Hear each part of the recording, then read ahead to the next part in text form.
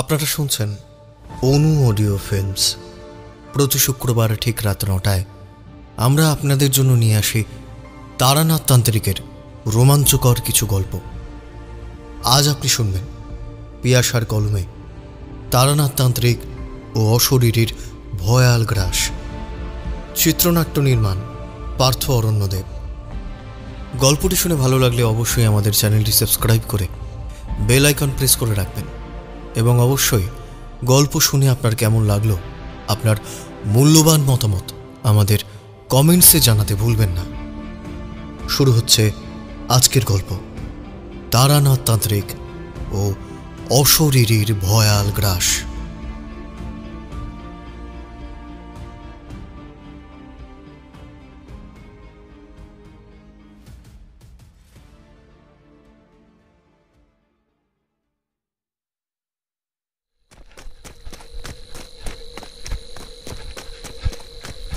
জঙ্গলের ভেতর দিয়ে ছুটে চলেছে রক্তাক্ত পোশাকে থাকা এক যুবক। শুক্লপক্ষের দ্বাদশীর রাত, আর কিছু সময়ের মধ্যেই পূর্ণিমা লাগবে। চাঁদের আলোয় যেখানে ঝলমল করছে গ্রামের চারপাশ, সেখানে এই ঘন অরণ্য তখন বহন করছিল নিশুত আঁধার। জ্যোৎস্নার বোধহয় সিকিভাগ প্রবেশ করতে সক্ষম ছিল এই জঙ্গলে। তার মাঝেই সে ছুটে চলেছে, কারণ তাকে যেভাবেই হোক না কেন পৌঁছতে হবে গ্রামের মন্দিরটায়। হয়তো সেখানে গেলেই একমাত্র সে বাঁচতে পারবে এই বিভীষিকার হাত থেকে। কিন্তু তার আগেই আচমকা কোনো এক অদৃশ্য বাঁধনে সেই যুবকের পা দুটো আটকা পড়তেই হোঁচট খেয়ে মাটিতে পড়ল সে। তারপর আকস্মিক কোনো এক অজানা শক্তি তার দু পা টেনে জঙ্গলের ভেতর নিয়ে যেতে থাকে। গলা ফাটিয়ে চিৎকার করে সেই যুবক, কিন্তু তার কণ্ঠস্বর গ্রামের ভেতর পর্যন্ত আর পৌঁছয় না।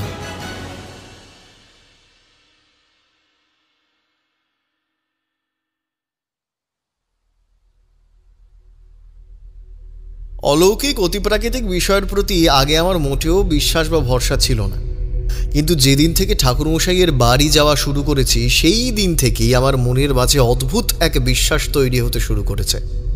রহস্য রোমাঞ্চের ভিড়ে আমি ধীরে ধীরে বিশ্বাস করতে শুরু করেছি ঠাকুরমশাইয়ের মুখ থেকে শোনা সব অতিপ্রাকৃতিক অলৌকিক ঘটনাগুলোকে। আগ্রহ প্রকাশ করেছি তার জন্য, জানার চেষ্টা করেছি গভীরভাবে। এ যেন এক গভীর তৃষ্ণায় পরিণত হয়েছিল আমার জন্য। তাই ছুটি ছাটা থাকলেই কিশোরী আসুক বা না আসুক, আমি কিন্তু ঠিক চলে যেতাম তারানাথের বাড়ি।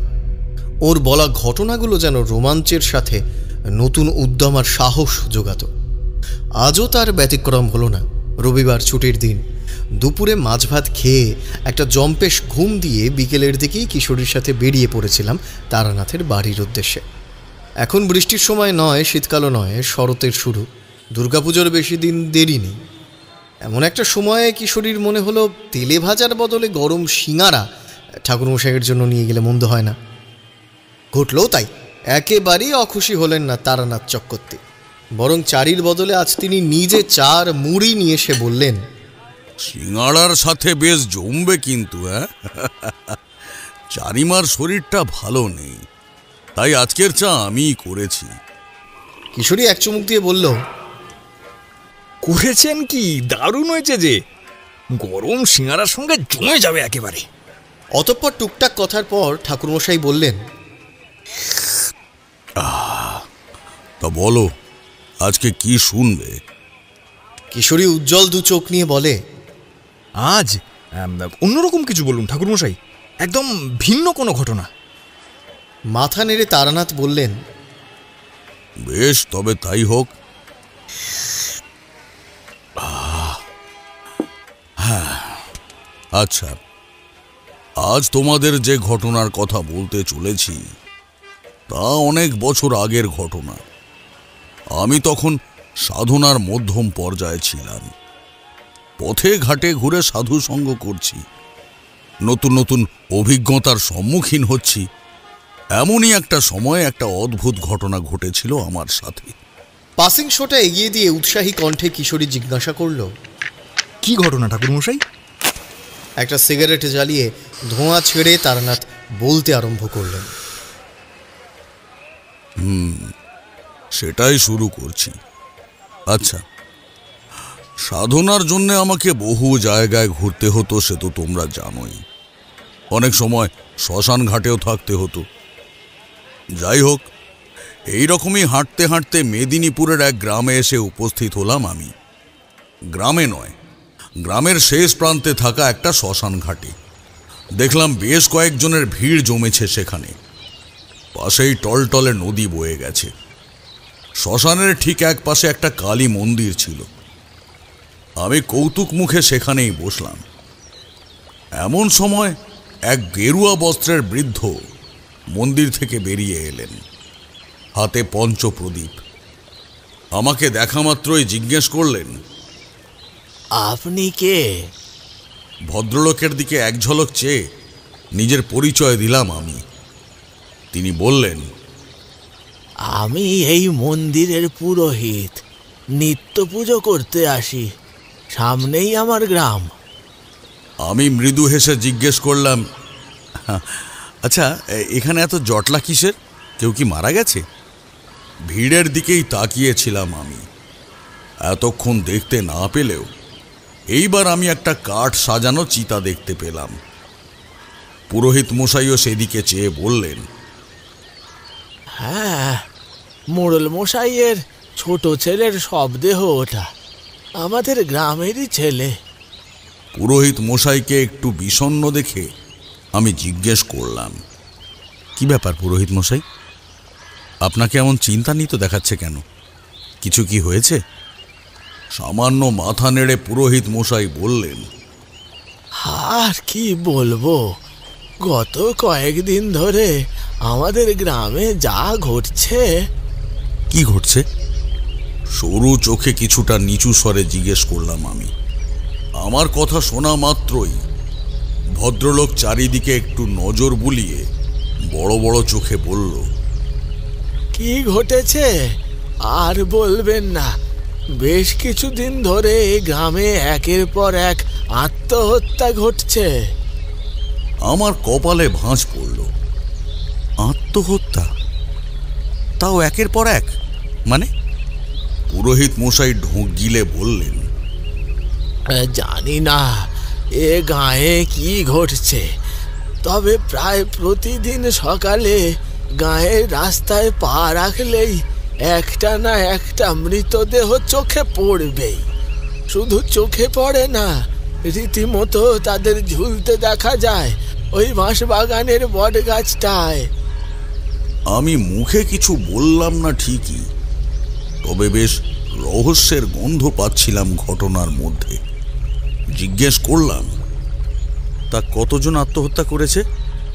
ঘটনার সূচনা 2 মাস আগে, তাও নয় নয় করে আজকের ঘটনা নিয়ে 12 জন মারা গেছে।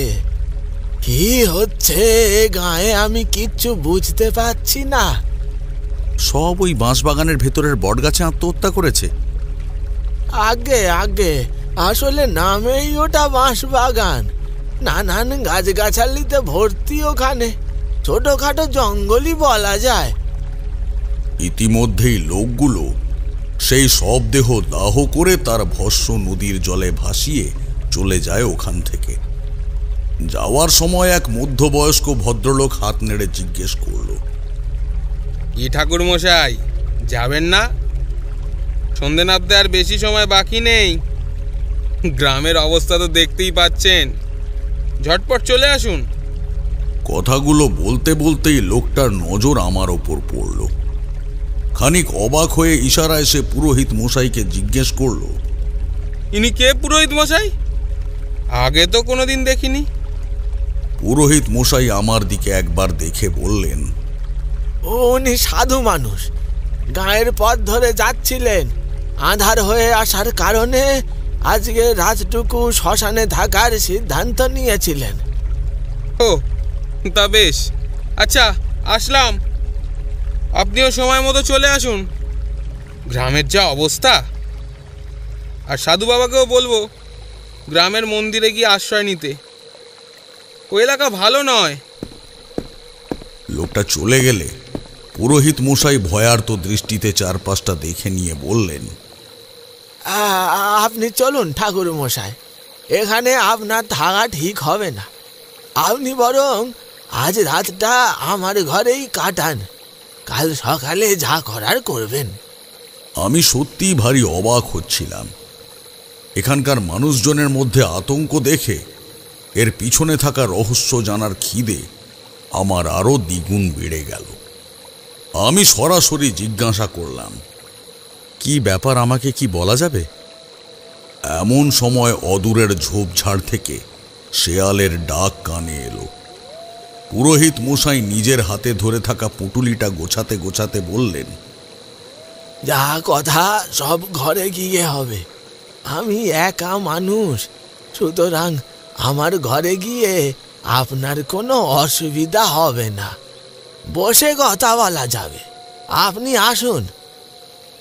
এই বলে পুরোহিত মশাই আমাকে নিয়ে গ্রামের পথ ধরে নিজের ঘরে নিয়ে এলেন।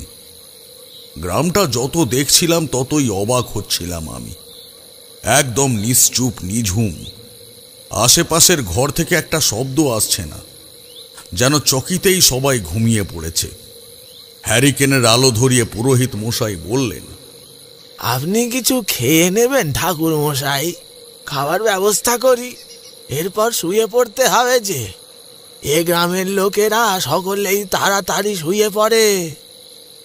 আমি মাথা নেড়ে বললাম, হ্যাঁ, সে তো বুঝলাম, কিন্তু এত তাড়াতাড়ি শুয়ে পড়ে কেন? কেন? তার অনেক কারণ আছে। জানি না কোন করাল অভিশাপের ছায়া পড়েছে এ গ্রামে, কিন্তু আজ 1.5 মাস হলো একের পর এক আত্মহত্যা ঘটে চলেছে এ গ্রামে। আমি চুপচাপ শুনছিলাম। বললাম, এ ব্যাপারে বিস্তারিত আপনার থেকে জানতে চাই। দেখা যাক আমি আপনার সাহায্য করতে পারি কিনা। বেশ বেশ ঠাকুর মশাই, আমি প্রথম থেকেই বলছি আপনাকে, 1.5 মাস আগেও এ গ্রামে রাতে চলাফেরা করা যেত, কোথাও কোনো সমস্যা ছিল না। কিন্তু কি যে ঘটলো হঠাৎ করে, বাঁশবাগানের একদম শেষে থাকা ওই বট গাছটার থেকে একের পর এক মিলতে লাগলো ঝুলতে থাকা মৃতদেহ। সব পুরুষ মানুষ, মধ্যবয়স্ক কিংবা অল্প বয়সী। প্রথম গ্রামের মোড়ল মশাইয়ের ভাই বিষাচরণের মৃতদেহ পাওয়া যায়, তারপর একে একে বয়োজ্যেষ্ঠ মোড়ল মশাই, গ্রামের বৈদ্য নিরোগী বাবু, এছাড়া বেশ কিছু গ্রামেরই মধ্যবয়স্ক মাতব্বরদের দেহ ওই বট গাছে গলায় দড়ি দেওয়া অবস্থায় পাওয়া যায়। শুধু তাই নয়, তাদের পরিবারের বাকি পুরুষদের মধ্যে থেকেও কয়েকজন আত্মহত্যা করে। প্রথম দিকে আমরা কেউ বুঝতে পারছিলাম না যে আসলে কি চলছে গ্রামে। একের পর এক ব্যক্তি নিজেকে শেষ করছে। এর অর্থ কি? গ্রামবাসীদের দ্বারা নতুন মোড়ল মশাই নির্বাচিত হলে তিনি পাশের গ্রাম থেকে একজন গুণিনকে ডেকে আনেন। সেই গ্রামে এসে কি সব মন্ত্রতন্ত্র পড়ে, তারপর রক্তবর্ণ সন্ত্রস্ত দৃষ্টিতে মোড়ল মশাই আর আমাকে জানায় ঘোর ঘোর অশুভ ছায়ার ঘন কালো মেঘ ঘনিয়ে আছে এ গ্রামের বুকে। যত তাড়াতাড়ি সম্ভব সবাই যেন বেরিয়ে যায় এখান থেকে, নতুবা সেই অশুভ ছায়া শেষ করে দেবে সবাইকে। সে গুণিন কিছু করতে পারে না, তার নাকি ক্ষমতাই নেই সে সত্তার সাথে লড়াই করার, তাকে বন্দি করার। এদিকে গাঁয়ের মোড়ল এসব অলৌকিক বিষয়কে অর্থহীন বলেই মনে করে। তার বক্তব্য, যারা মারা গেছে তারা স্বেচ্ছায় মরেছে, তাদের জীবনে হয়তো সমস্যা ছিল, তার কারণেই আত্মহত্যার পথ বেছে নিয়েছে তারা। কিন্তু আমি জানতাম এগুলো কোনো স্বাভাবিক মৃত্যু বা আত্মহত্যা ছিল না। সেই অশুভ ছায়াই করছে সব, অথচ আমাদের কিছুই করার ছিল না। কারণ এটাও তো সত্য যে ওই বিভীষিকা কি সেটাই আমরা কেউ জানি না। কাজেই আমাদের পক্ষে তাকে আয়ত্ত করাটা সম্ভব ছিল না। এমন সময় গ্রামে আরো একটা মৃত্যু ঘটল, আর সেটা যেভাবে ঘটল তা আমি স্বচক্ষে দেখি। সেটা দেখার পর আপনি জানেন ঠাকুর মশাই, 2 রাত্রি আমি ঘুমোতে পর্যন্ত পারিনি। যাই হোক, এই 5-6 দিন আগের ঘটনা। সেদিন মন্দিরের কাজ সারতে একটু দেরি হয়ে যায় আমার। বাড়ির জন্য সবে রওনা দিয়েছি। এমন সময় কোথা থেকে একটা মৃদু স্বরে নারী কান্না ভেসে আসে। শুধু তাই নয়, একটা ঠান্ডা হাওয়াও আচমকা এসে শরীরে ঠেকলো আমার।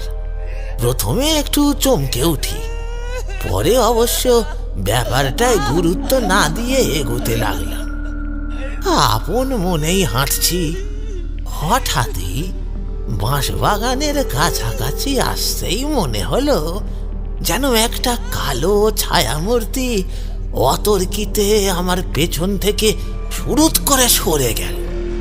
আমি হারিকেন উঁচিয়ে দ্রুত ডাক দিলাম, এই কে ওখানে? কেউ সাড়া দিল না। তবে হারিকেনের আলো ফেলতেই একজন পুরুষকে বাঁশবাগানের ভেতরে যেতে দেখলাম। প্রথমে চিনতে না পারলেও পরে বুঝতে পারলাম সেই ব্যক্তি আর কেউ নয়, আমাদের জমিদার বাবু রাজেন্দ্র প্রসাদ। আমিও তাকে অনুসরণ করে পা বাড়ালাম বাঁশবাগানের দিকে। তবে ভেতরে গিয়ে কাউকে দেখতে পেলাম না। এদিকে হারিকেনের আলো ধীরে ধীরে নিভু নিভু হয়ে আসছিল। তারই মাঝে জমিদার বাবুকে বাঁশবাগানের একদম শেষে থাকা একটা বট গাছের সামনে গিয়ে মাথা ঠুকতে দেখলাম। যন্ত্রের মতো গাছের গুঁড়িতে নিজের মাথাটা আঘাত করছিল। আরে হাব ভাব দেখে মনে হলো কোনো এক ঘোরের মধ্যে ছিল জমিদার বাবু। হঠাৎই আমাকে চমকে দিয়ে জটাধারী একগোছা লম্বা চুল ঝুলে পড়ল তার মুখের সামনে। সেই সাথে একটা কান ফাটা বিকট হাসির শব্দ। আমি নিজেকে সামান্য আড়াল করে বিস্ফারিত দৃষ্টিতে দেখতে লাগলাম সেই দৃশ্য।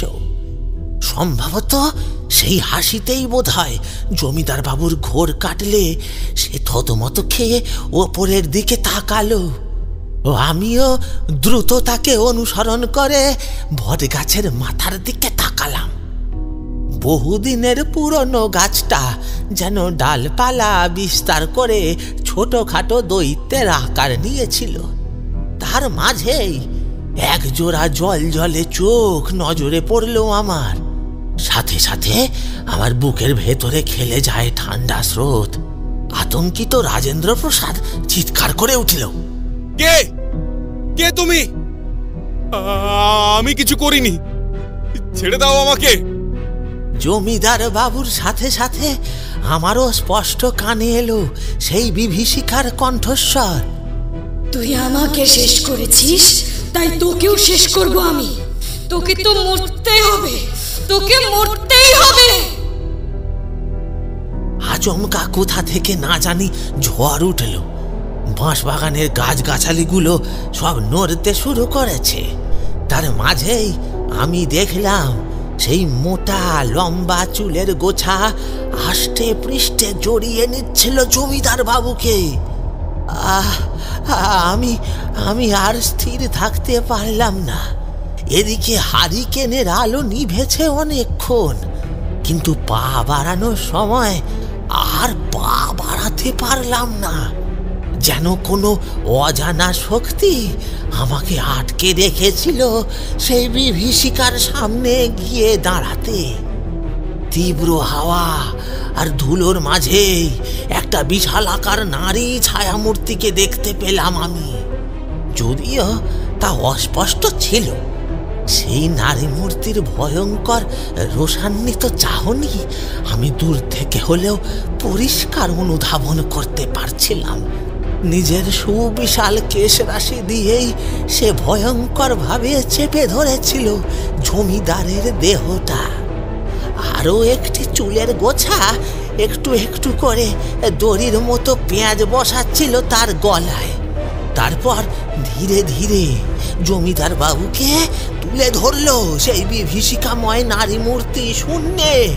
রাজেন্দ্র প্রসাদ প্রাণপণে নিজেকে ছাড়ানোর চেষ্টা করছিল, দু হাত এবং পা দিয়ে ছটফট করতে শুরু করেছিল যাতে কোনোভাবে বেঁচে যায় সে, কিন্তু পারছিল না। চোখ মুখ লাল হয়ে ফুলে উঠেছিল। এরপর সেই বিরাট বিরাট চুলের গোছ নিজের পেঁচিয়ে জমিদারের গলায় আরো শক্ত করে তাকে গাছের ডালে ঝুলিয়ে দিল। হ্যাঁ, ঝুলিয়ে দিল। জমিদারের ছটফটানি অসম্ভব বাড়তে শুরু করলো। চোখ ফেটিয়ে রক্ত বেরিয়ে আসলো, কিন্তু মুখ থেকে একটাও শব্দ বেরোলো না। অসহায় ভাবে চিৎকার করতে চাইছিল, কিন্তু তার সত্ত্বেও সে একটা শব্দ মুখ থেকে বের করতে পারল না। এমন একটা দৃশ্য কোনোদিন যে আমায় দেখতে হবে আমি কল্পনাও করিনি কখনো। অপ্রত্যাশিত ছিল সবকিছু। ভয়ে আর আতঙ্কে গলা শুকিয়ে যায় আমার। এক জায়গায় চুপচাপ দাঁড়িয়ে আমি দেখছিলাম ওই বিভীষিকার তাণ্ডব, অথচ জমিদারকে বাঁচাতেও যেতে পারছিলাম না। একটা সময় রক্ত বেরিয়ে এলো জমিদার বাবুর মুখ থেকে। ঘাড়টাও কেমন যেন বেঁকে গিয়েছিল, আর শরীরটা হয়ে পড়ল নিথর, নিস্তেজ। আমি বুঝলাম আর নেই, জমিদার আর এই পৃথিবীতে বেঁচে নেই। আমার রীতিমতো হাত পা সব কাঁপছে তখনও। মাথায় শ্বেত বিন্দু জমতে শুরু করেছে। এ গ্রামে যে সত্যিই কোনো অশরীরই ভর করেছে তা ইতিমধ্যেই শুধু জানতে পারিনি, বরং স্বচক্ষে দেখতেও পেলাম। হ্যারিকেন হাতে নিয়েই আমি ওই অন্ধকারে বাঁশবাগানের অসমান মাটিতে পা ফেলেই ছুটতে লাগলাম গ্রামের উদ্দেশ্যে। এরই মাঝে কোথা থেকে একটা বাঁশ এসে পড়ল আমার সামনে। হতচকিত হয়ে সেদিকে তাকাই, তারপর মাথা তুলে সামনে তাকাতেই অন্ধকারে একটা ছায়া মূর্তিকে উবু হয়ে বসে থাকতে দেখি ঠিক আমার সামনে। তার সুবিশাল অবিন্যস্ত উড়ন্ত চুল দেখে কিছুটা অনুমেয় করতে পারি যে সে আর কেউ নয়, ওই নারী মূর্তি। আমি কাল বিলম্ব না করে দ্রুত পদক্ষেপে জঙ্গলের বাইরে বেরোনোর পথ ধরলাম। সেই সাথে মনে মনে জপ করতে লাগলাম ইষ্ট দেবতার। সেই ভয়ঙ্কর সত্তাও যে আমাকে অনুসরণ করছিল তা আমি স্পষ্ট বুঝতে পারছিলাম। তবে গ্রামের মাটিতে যখন পা দিলাম বুঝতে পারলাম সেই সত্তা আর পিছু নেয়নি আমার। সেদিন আমি কোনো রকমে ঘরে ঢুকে দৌড় দিয়ে দিয়েছিলাম। পুরোহিত মশাই চুপ করলে আমি মৃদু স্বরে বললাম, বুঝেছি, কে ওই নারী মূর্তি, আর তার কারণেই কি একের পর এক আত্মহত্যা করছে? দুহাত জোড় করে পুরোহিত মশাই বললেন, জানি না ঠাকুর মশাই, কোনো অশরীরই হবে হয়তো। কেন সে সব করছে তাও জানা নেই। আপনি কি কোনোভাবে সাহায্য করতে পারেন? তাহলে খুব উপকৃত হতাম। বেশ, চেষ্টা করে দেখতে পারি। এরপর পুরোহিত মশাই আমার জন্য রাতের খাওয়া দাওয়ার ব্যবস্থা করতে চাইলে আমি পরিষ্কার ওনাকে জানিয়ে দিয়ে বলি, এসবের কোনো দরকার নেই। আপনি নিজের ঘরে গিয়ে বিশ্রাম করুন। আমি আজ ফলমূল খেয়ে রাতটুকু কাটিয়ে দিতে পারবো। এতে পুরোহিত মশাই যার পর নাই লজ্জিত হয়ে বললেন, এ কি ঠাকুর মশাই, আপনিও ব্রাহ্মণ, আমিও ব্রাহ্মণ। এক ব্রাহ্মণ হয়ে যদি ব্রাহ্মণের খেয়াল না রাখি, তাহলে যে ঈশ্বর রুষ্ট হবেন। আরে না না, এত কিছু ভাবার কোনো প্রয়োজন নেই। আপনি বরং বিশ্রাম নিন গিয়ে। আমি ফলমূল খেয়ে আজকের রাতটুকু চালিয়ে নেব। আমার জন্য দয়া করে বিচলিত হবেন না। যান, শুয়ে পড়ুন গিয়ে। রাত তো কম হলো না। একটু দোটানায় পড়ে অবশেষে পুরোহিত মশাই শুতে চলে গেলেন। আমিও সামান্য কিছু ফল খেয়ে খাটিয়ায় শুয়ে পড়লাম। রাত কত জানি না, আচমকাই নিজেকে সেই শ্মশান ঘাটে দেখতে পাই। হতচকিত হয়ে চারপাশটা দেখতে দেখতে ভাবি, হঠাৎ করে এখানে কিভাবে এলাম আমি? সামনে যজ্ঞের আগুন জ্বলছে, চারদিক থেকে ফেটে পড়ছে পিশাচিনীদের চিৎকার আর হট্টগোল। তারই মাঝে লক্ষ্য করলাম উবু হয়ে বসে থাকা কালো ছায়া ঘেরা সেই নারী মূর্তিকে। কে সে? কি চায় সে? আর কেনই বা গ্রামে একের পর এক হত্যালীলা চালাচ্ছে? এইসব চিন্তার মাঝেই হঠাৎই পিছন থেকে দুটো হাত আমার গলা চেপে ধরল, এতটাই ভয়ঙ্কর ভাবে যে আমি প্রশ্বাস নিতে পারলাম না। দম বন্ধ হয়ে আসছিল। এমন সময় হাতে ধরে থাকা যজ্ঞের ভস্যের দিকে নজর পড়তেই দ্রুত সেটা ছিটিয়ে দিলাম পিছনে। সাথে সাথে একটা বিকট চিৎকার সহ চারপাশ কেঁপে উঠল। শুরু হলো ঝড়ের দাপট। ধুলোবালি মাখা একটা দানবীয় ঘূর্ণি এগিয়ে আসতে থাকে আমার দিকে। আমি দ্রুত হাতে আমার চোখে হাত রাখতেই কেঁপে উঠলাম। চোখ দুটো খুলে গেল আচমকা। কয়েক মুহূর্ত লাগলো নিজের অবস্থান নিশ্চিত করতে। তারপর বুঝলাম আমি খাটিয়াতেই শুয়ে আছি। একটু আগে যা দেখেছি বা ঘটলো আমার সাথে, তা নিতান্তই একটি দুঃস্বপ্ন। উঠোনের দিকে তাকিয়ে দেখলাম প্রকৃতি পরিষ্কার হতে শুরু করেছে, অর্থাৎ ভোর হয়েছে। আমিও উঠে বসে একটা দীর্ঘশ্বাস ফেললাম। অদ্ভুত স্বপ্ন, তবে মনে মনে ভাবলাম হয়তো গতকালের বিষয়টা নিয়ে অতিরিক্ত ভেবেছি, তার জন্যই এরকম একটা দুঃস্বপ্ন এলো। আমাকে উঠতে দেখে পুরোহিত মশাই বললেন, আরে ঠাকুর মশাই, উঠে পড়ছেন? চা করি। আমাকে আবার মন্দিরের উদ্দেশ্যে ছুটতে হবে। 7টার মধ্যে দরজা খুলতে হয় যে। না না, আপনাকে এত ব্যস্ত হতে হবে না। আপনি মন্দিরে যান।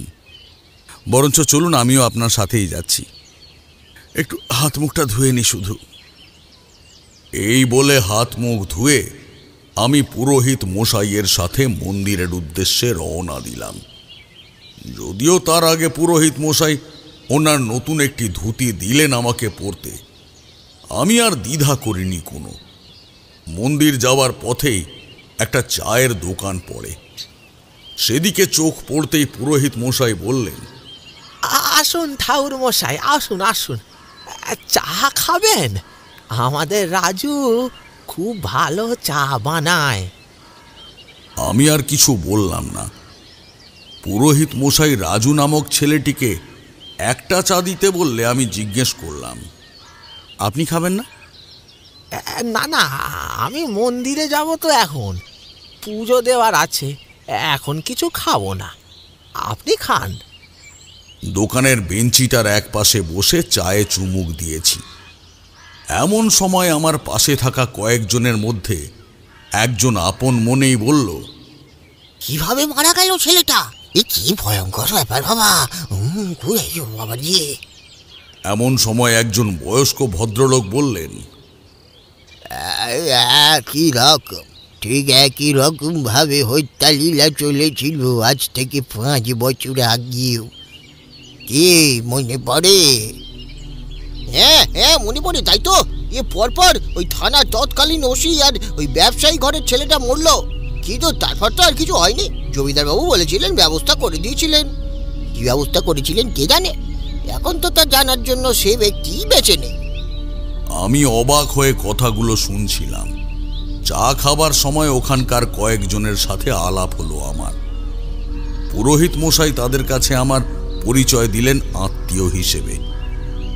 এরপর মন্দির পৌঁছানোর সময় জিজ্ঞেস করলাম আমি, আচ্ছা ওনারা এমন কথা কেন বলছিলেন? আমার কথা শুনে একটু অবাক হয়ে পুরোহিত মশাই জিজ্ঞেস করলেন, কোন কথাটা বলুন তো? ওই যে কয়েক বছর আগেও নাকি এমন হত্যালীলা ঘটছিল, এই ব্যাপারে আপনি কিছু তো বলেননি। আমার কথা শোনা মাত্রই পুরোহিত মশাই বললেন, আসলে বিষয়টা বলবো কিনা সেটাই ভাবছিলাম, তবে আপনি যখন ব্যাপারটার সমাধান করবেন বলছেন তখন বলি। হ্যাঁ, আজ থেকে কয়েক বছর আগেও এমন ঘটনাগুলো ঘটতে শুরু করেছিল, কিন্তু তৎকালীন জমিদার রাজেন্দ্র প্রসাদ রায় মল্লিক গ্রামবাসীদের এ বিষয়ে চিন্তা করতে না বলে এক তান্ত্রিককে ডেকে পুরো গ্রামটা মন্ত্রপাঠ করে বেঁধে দিয়েছিল। তখনই ওই তান্ত্রিকের থেকে জানতে পারি কোনো এক কালো ছায়ার নজর নাকি এ গ্রামের উপর পড়েছে। তবে চিন্তা করতে বারণ করে সে বলেছিল ওই অশুভ ছায়াকে বন্দি করা হয়েছে, আমাদের গ্রামের উপর আর কোনো বিপদ নেই, বর্তমানে এ গ্রাম বিপদ মুক্ত। এ কথা শুনে আমরা সকলেই নিশ্চিন্ত মনে পুনরায় নিজেদের কাজকর্ম শুরু করলাম। তারপর থেকে সত্যিই এই গ্রামে ওই অশুভ ছায়ার কোনো রকম উৎপাত ছিল না, কিন্তু কিছু সময় যাবৎ কোথা থেকে যে কি হলো। আপন মনে কথাগুলো বলতে বলতে মন্দিরের কাজ সারছিলেন পুরোহিত মশাই। আমি চুপচাপ গর্ভগৃহের সামনে বসে ওনার কথা শুনছিলাম। এমন সময় একটি মহিলা প্রবেশ করল মন্দির চত্বরে। আমি মহিলার দিকে তাকালাম। বয়স ওই আনুমানিক 30 হবে। পরনে লাল পাড়, সাদা শাড়ি, হালকা গহনা আর খোপা বাঁধা চুল। মাথার মাঝখানে জল জল করছে লাল সিঁদুর। হাতে ধরা পুজোর ডালা ও ফুলের সাজি।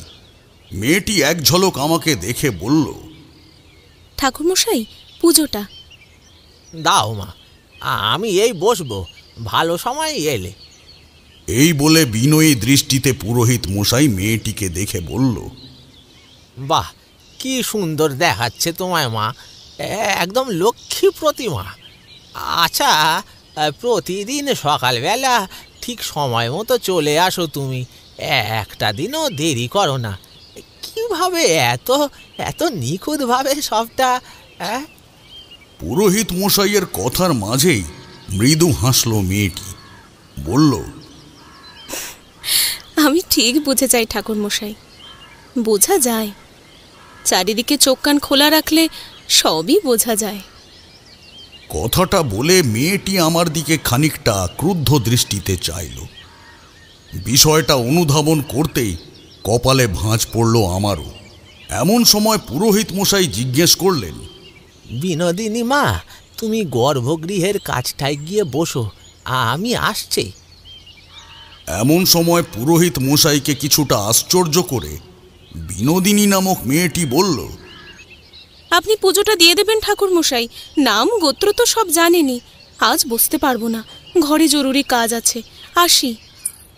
এই বলে বিনোদিনী দ্রুত পায়ে মন্দির থেকে বেরিয়ে গেল। আমি কয়েক মুহূর্ত সেদিকে চেয়ে থেকে জিজ্ঞেস করলাম, আচ্ছা পুরোহিত মশাই, এই মেয়েটিকে? পুরোহিত মশাইও একবার বাইরে দরজার দিকে চেয়ে বললেন, ও হলো বিনোদিনী, এই গ্রামে নতুন এসেছে। থানার নতুন ওসি দিব্যপ্রসাদ দত্তের স্ত্রী। সরকার থেকে একতলা বাড়ি দেওয়া হয়েছিল স্যারকে থাকার জন্য। কিন্তু সেটা গ্রামের বাইরে, ওই বাইপাসের রাস্তার দিকে একটা ফাঁকা জায়গা। তাই ওনার স্ত্রী মানে ওই বিনোদিনী আপত্তি করেছিল ওখানে থাকতে, যে কারণে ওসি সাহেব ওই গ্রামের মধ্যেই ঘর খুঁজছিলেন ভাড়া থাকার জন্য। এদিকে মোড়ল মশাইও দেখলেন ওসি সাহেব ও ওনার স্ত্রী এ গ্রামে থাকার ইচ্ছে। দুজনের বয়সও কম, সবার মাঝে থাকাটাই ওনাদের ভালো। কাজেই গ্রামের স্কুল বাড়ির কাছাকাছি মোড়ল মশাইয়ের আরও একটা ঘর ছিল। ভাড়া হিসেবে ওসি সাহেবকে ওখানে থাকার অনুরোধ করেন তিনি। সহজেই রাজি হয়ে যান ওসি সাহেব। তারপর থেকে এ গ্রামেই রয়েছেন ওনারা। কতদিন হলো এসেছেন? ওই তো মাস 3 হবে। আমার প্রশ্নে পুরোহিত মশাই খুব সাবলীলভাবেই জবাব দিলেন। আমি একটু কৌতূহল বোধ করলাম, বিশেষত বিনোদিনীর বিষয়ে। পুরোহিত মশাইকে জিজ্ঞেস করলাম, আচ্ছা পুরোহিত মশাই, মেয়েটি কেমন? কে? বিনোদিনী? ভীষণ ভীষণ শান্তশিষ্ট মেয়ে, পুজো পাঠেও মনোযোগী, সংসারীও বটে। এতটাই শান্ত মেয়েটা যে 7 চড়ে রাগ আড়ে না। ওর স্বামীও ভদ্র মানুষ। প্রথম দুজন স্বামী স্ত্রীকে ছুটির দিনে সারা গ্রাম ঘুরে বেড়াতে দেখতাম। অল্প বয়সী না দুজনেই। আবারও অনেক সময় বিনোদিনী একাও ঘুরে ঘুরে বেড়াতো গ্রামে। মাঝে মাঝে মোড়ল মশাইয়ের কাজের মেয়েটার বছর 12 ছেলে বিল্টুও থাকতো। আমি মৃদু মাথা নেড়ে বললাম, ও বুঝলাম। তবে আমার এত প্রশ্নের কোনো কারণ অনুমান করতে না পেরে পুরোহিত মশাই জিজ্ঞেস করলেন, কিন্তু ঠাকুর মশাই, আপনি এসব জিজ্ঞেস করছেন কেন? কিছু কি হয়েছে? ঘটনার গভীরে না যাওয়া পর্যন্ত আমার পক্ষে কাউকেই কিছু বলা সম্ভব নয়। তাই আমি স্বাভাবিক স্বরে বললাম, না, ও কিছু না। আমি আগে বিষয়টা সম্পর্কে জানি, তারপরেই কিছু বলা সম্ভব হবে। এই বলে মন্দির থেকে বেরিয়ে এলাম আমি। গ্রামটা একটু ঘুরে দেখার মন হচ্ছিল। যাই হোক, চারপাশের মনোরম প্রাকৃতিক দৃশ্যাবলী দেখতে দেখতে একটা ডোবার কাছে এসে উপস্থিত হই। গ্রামের কয়েকজন মেয়ে বউ সেখানে কাচা ধোয়া, বাসন মাজা ইত্যাদি করছিল। তাদের ছোট ছোট ছেলে মেয়েরা ওই ডোবার ধারেই খেলাধুলা করছিল। সম্ভবত স্নান করবে তারা। মেয়েদের হাতের কাজ শেষ হলেই স্নান করানো হবে তাদের। আমি ডোবার কাছে এসে সবে দাঁড়িয়েছি, এমন সময় একটা বছর 12 বাচ্চা খেলতে খেলতেই পা পিছলে ডোবায় পড়ে যায়। প্রথমে ওখানকার মহিলারা বিশেষ লক্ষ্য করতে পারেনি দৃশ্যটা, নিজেদের কাজ সারতেই ব্যস্ত ছিল। এদিকে আমি দেখলাম সেই ছেলেটি জলের মাঝেই ছটফট করছে। আমি কাল বিলম্ব না করে জলে ঝাঁপ দিই। ইতিমধ্যেই ওর মা এবং বাকিরাও ডোবার নিকট এসে চিৎকার চেঁচামেচি জুড়েছে। আমি কোনো রকমে ছেলেটিকে বাঁচিয়ে নিতে সমর্থ হলে ওর মা দ্রুত পায়ে ছেলের কাছে এসে তাকে জড়িয়ে ধরে বলে, বাবা, বাবা তুই ঠিক আছিস তো? বাবা, তোর কিছু হয়নি তো? বাবা। তারপর আমার দিকে ঘুরে বলল, ধন্যবাদ, ধন্যবাদ আপনাকে। আজ আপনি না থাকলে।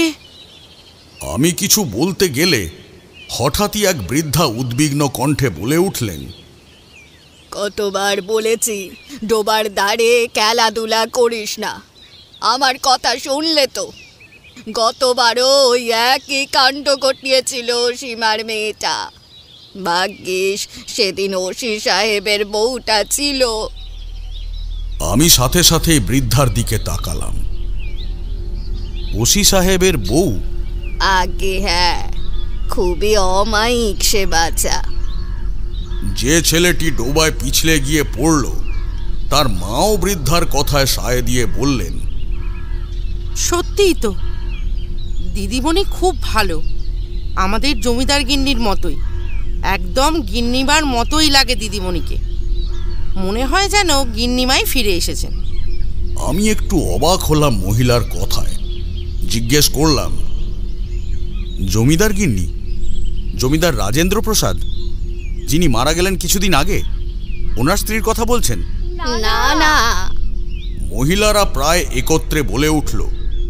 তারপর সেই বৃদ্ধা বললেন, ওই রাজেন্দ্র প্রসাদ ভীষণ পাষণ্ড ছিল গো। মানুষকে তো মানুষ মনেই করতো না। আমি তো আমাদের পুরনো জমিদার বাবুর কথাই বলছিলাম, রামপ্রসাদ রায় মল্লিক, ওই রাজেন্দ্র প্রসাদের দাদা। আহা, খুব ভালো মানুষ ছিলেন গো, খুব ভালো মানুষ ছিলেন। ওনার স্ত্রী দেবমল্লিকা দেবীও তো খুবই ভালো ছিল, কিন্তু দুজনের মৃত্যুই এমন অদ্ভুতভাবে হলো। একটু অবাক হলাম আমি। ইতিমধ্যেই সেই বৃদ্ধা নিজের কাজ সেরে হাতে থাকা বালতিতে ভেজা কাপড় চোপড় রেখে এগোতে শুরু করলে আমিও ওনার সাথে সাথে হাঁটতে শুরু করলাম। আচ্ছা, জমিদার রামপ্রসাদ রায় মল্লিক কিভাবে মারা যান? অল্প সময়ের মধ্যেই বৃদ্ধার সাথে বেশ ভালোই আলাপ জমে গেছিল। বালতিটা ওনার হাত থেকে নিয়ে আমি বইতে শুরু করলাম। দেখলাম বৃদ্ধা এতে বেশ খুশি হয়েছেন। আমার কথায় উনি জবাব দিলেন, ওই তো পাশের গ্রামে জমি জমা সংক্রান্ত কিসব কাজের জন্য গেছিলেন।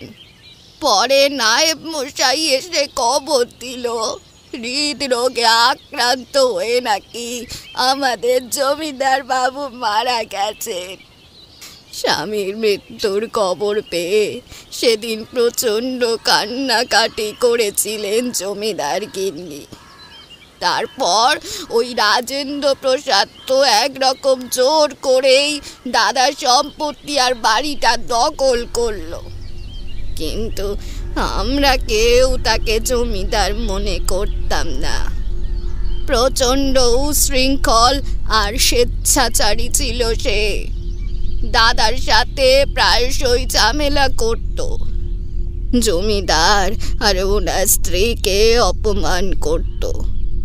এরপর জমিদার বাবুর মৃত্যু হলে দেবমল্লিকার ওপরও অত্যাচার শুরু করে ওই পাষণ্ড। এমনকি বাড়ি থেকে বের করে দিয়েছিল তো মেয়েটাকে। তার কিছুদিনের মাথায় গিন্নিমা আত্মহত্যা করে, আর তারপরেই শুরু হলো গ্রামে একের পর এক মৃত্যু ঘটনা। তবে সেই মৃত্যু মিছিলে যে রাজেন্দ্র প্রসাদের নামটাও থাকবে তা অনুমান করিনি। তবে যা হয় ভালোর জন্যই হয়। বেশ হয়েছে ওই পাষণ্ডটা মরেছে, বেশ হয়েছে। তবে আশ্চর্য ব্যাপার কি জানো, যারা মরেছে তারা কেউই ভালো লোক ছিল না কো। যতই আত্মহত্যা করুক না কেন তারা, আমরা নিশ্চিত জানো তো ওদের কোনো অশুভ ছায়াই মেরেছে। আহা, আমাদের জমিদার গিন্নি দেবমল্লিকার সাথে অনেক অন্যায় করেছিল লোকটা। একটু আশ্চর্যচকিত হলাম আমি। পুরোহিত মশাইয়ের কাছে শুনেছিলাম রাজেন্দ্র প্রসাদ কোনো এক অশুভ ছায়াকে বন্দি করতে তান্ত্রিক ডেকে এনেছিলেন, কিন্তু আসল ঘটনাটা তিনিও ঠিক মতো বলতে পারছিলেন না। বৃদ্ধার ঘরের উঠোনে বালতিটা রাখতেই তিনি বললেন, এত দূর এসেছো বাবা, কিছু মুখে না দিয়ে চলে যাবে? না না, তুমি বসো, আমি বরং একটু চা করে আনি। আমি সাথে সাথে বললাম, না না, আমি চা খাবো না। চা খাবে না? আচ্ছা, একটু পায়েস করেছিলাম, খাবে? আমি আর না করলাম না। কিছুক্ষণের মধ্যেই বৃদ্ধা পায়েসের বাটি হাতে আমার কাছে এলেন। বাটি হাতে নিয়ে আমি সন্দিহান কণ্ঠে জিজ্ঞেস করলাম, আচ্ছা, জমিদার রামপ্রসাদের স্ত্রীর আত্মহত্যার ব্যাপারটা একটু খুলে বলবেন? বৃদ্ধার চোখে জল চলে এলো। গিন্নিমার মৃত্যুটা বড় বেদনাদায়ক গো। গ্রামের ছোট থেকে বড় সবাইকে সাহায্য করতেন গিন্নিমা। আর আমাদের জমিদার বাবু আহা বরাবর স্ত্রীকে এ কাজে সমর্থন করে আসতেন। ভালো ছিল না ওনার ভাই রাজেন্দ্র প্রসাদ আর তার স্ত্রী। দাদা বৌদিকে যে হিংসে করত আমরা তা ভালোই বুঝতাম। ওই রাজেন্দ্র প্রসাদ সে তো সারাক্ষণ নেশা ভাঙ করে থাকতো। বাবু আনাও তো ছিলই, কোনো কাজ টাজ করতো না।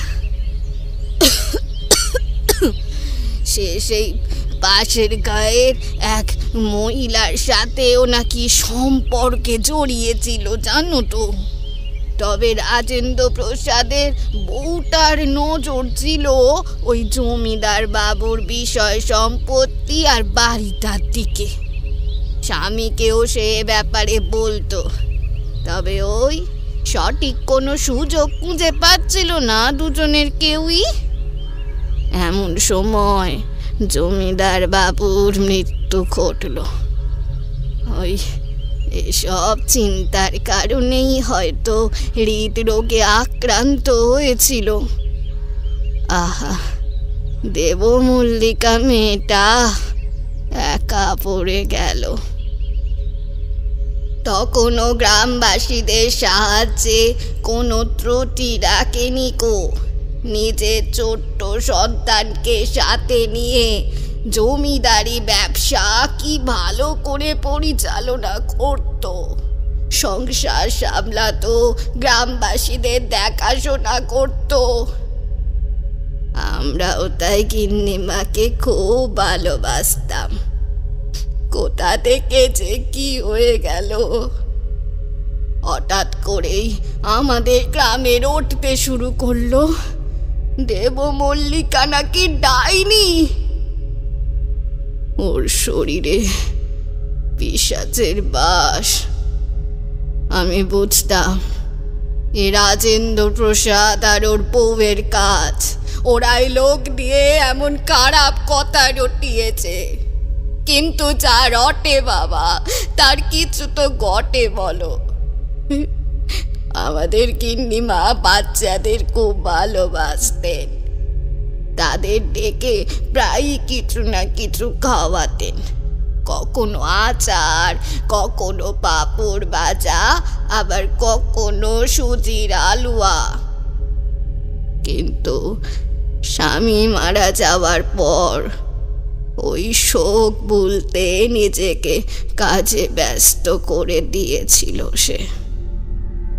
তারই মাঝে কিছু দুর্ঘটনা ঘটে গেল। আমাদের গিন্নিমার হাতে তৈরি আচার খেয়ে গ্রামের কয়েকটা ছোট ছোট ছেলে মেয়ে অসুস্থ হয়ে পড়ল। শুধু তাই নয় গো, এরপর গিন্নিমার মন্দিরে দেওয়া ভোগকেও কয়েকজন বৃদ্ধ অসুস্থ হয়ে পড়ে। এমন অসুস্থতার জন্য ওই সব গ্রামবাসী গিন্নিমাকে সন্দেহের চোখে দেখতে শুরু করলো। আর এই সুযোগটাই ওই শয়তান রাজেন্দ্র প্রসাদ কাজে লাগালো। গোটা গ্রামে রটিয়ে দিল তার বৌদি ডাইনি। তাদেরকেও আঘাত করার চেষ্টা করেছিল।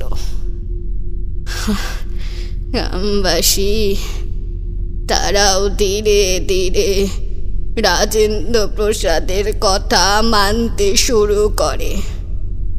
এরপরই একটা বড় দুর্ঘটনা ঘটে গ্রামে। কি? একদিন সন্ধ্যার দিকে রাজেন্দ্র প্রসাদ আর তার স্ত্রী চিৎকার চেঁচামেচি জুড়ে গ্রামের মন্দিরের কাছে আসে। তারা নাকি বিচার চায়। পুরোহিত মশাই কেমন বিচার জানতে চাইলে রাজেন্দ্র প্রসাদের স্ত্রী ক্রন্দনরত হয়ে জানায় দেবমল্লিকা নাকি ওদের ছেলেকে আঘাত করার চেষ্টা করেছে। সে নাকি তাকে মেরে ফেলতে চেয়েছিল। খাবারের সাথে বিষ মিশিয়ে ওদের ছেলেকে দিয়েছিল নাকি। ছেলেটি নাকি এখনো অসুস্থ। এমন কথা শুনে তো গ্রামবাসীরাও ভাবুক হয়ে পড়ে, বিচার চাইতে শুরু করে পুরোহিত মশাই আর মোড়ল মশাইয়ের থেকে। এদিকে এই সুযোগে রাজেন্দ্র প্রসাদ সাপ জানায় যে দেবমল্লিকাকে সে নিজের বাড়িতে রাখতে পারবে না। এতে নাকি তার ছেলের বিপদ বাড়বে। রাজেন্দ্র প্রসাদের বউটাও তো সে একেবারে কান্নাকাটি জুড়ে মিথ্যে অভিনয় করে সেই গ্রামবাসীকে ওস্কাতে শুরু করে গো। তারপর সব গ্রামবাসী এক প্রকার জোর করে জমিদার গিন্নি আর তার ছোট্ট সন্তানটাকে বের করে দেয় গ্রামের বাইরে। অনেক অনুরোধ করেছিল গো, অনেক অনুরোধ করেছিল গিন্নিমা। বলেছিল বাচ্চা নিয়ে এসে কোথায় যাবে, কিন্তু কেউ তার কোনো কথাই শোনেনি।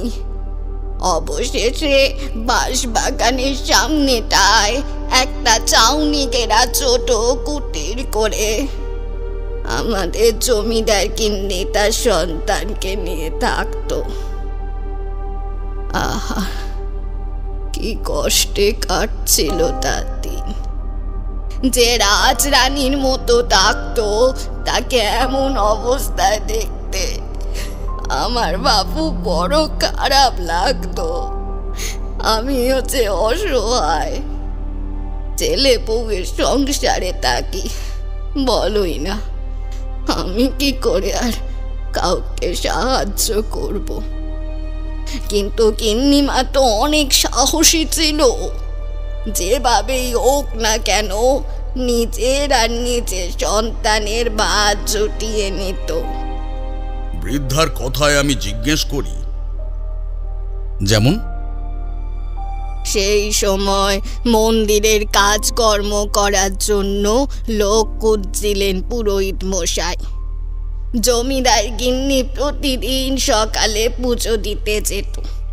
পুরোহিত মশাইয়ের থেকে কথা কানা শুনে গিন্নিমা মন্দিরে দেখাশোনা করতে রাজি হয়ে যায়। বদলে ওই পুরোহিত মশাই কিছু টাকা পয়সা দিতেন, তাতে গিন্নিমার সংসারটা চলত। এভাবেই দিন কাটছিল বাবা। কিন্তু হঠাৎ করে কি যে হলো, গিন্নিমা কেন যে গায়ে আগুন লাগিয়ে আত্মহত্যা করতে গেল আমরা কেউই জানতেই পারলাম না। মুহূর্তের জন্যে বিষম খেলাম আমি। গায়ে আগুন লাগিয়ে আত্মহত্যা?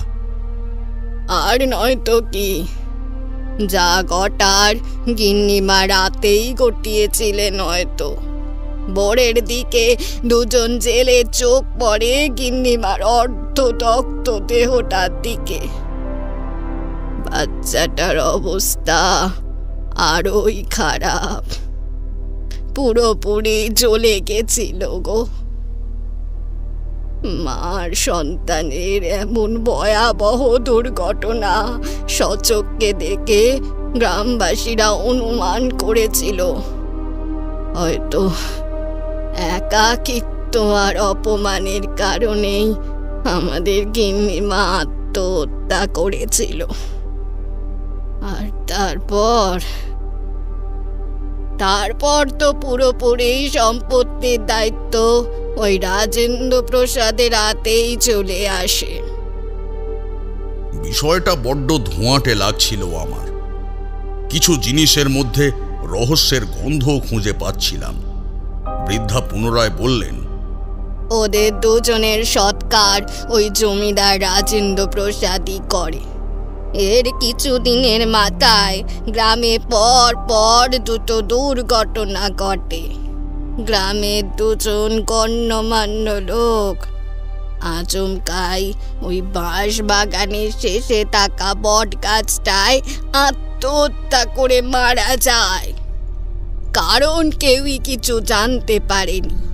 শুধু তাই নয়, অজানা কোনো কারণে জমিদার বাবু হৃদরোগে আক্রান্ত হয়ে পড়েছিল। তাকেও হাসপাতালে ভর্তি করতে হয়। কোনো রকম সুস্থ হয়ে বাড়ি ফিরেই সে তান্ত্রিক ডেকে আনে। জমিদারের চোখে সেদিন কেবল ভয় নয়, একটা দুশ্চিন্তা দেখেছিলাম আমরা। অদ্ভুত দুশ্চিন্তা। কে জানে কিসের শঙ্কা ছিল ওই দু চোখে। তবে তারপর সবই ঠিকঠাক চলছিল। এরপর আবারও এতগুলো বছর পর। আমি কয়েক মুহূর্ত চুপ করে রইলাম। তারপর জিজ্ঞেস করলাম, বিনোদিনীর বিষয়ে কি যেন বলছিলেন? কে? ও, বিনোদিনী। সে একেবারে আমাদের জমিদার গিন্নি দেব মল্লিকার মতো। যেন মনে হয় আহা, সেই দেবী ফিরে এসেছে। খুব ভালো মেয়ে গো, সবার খেয়াল রাখে। এমনকি জমিদার গিন্নির মতোই সকাল সকাল পুজো দিতে মন্দিরে যায়।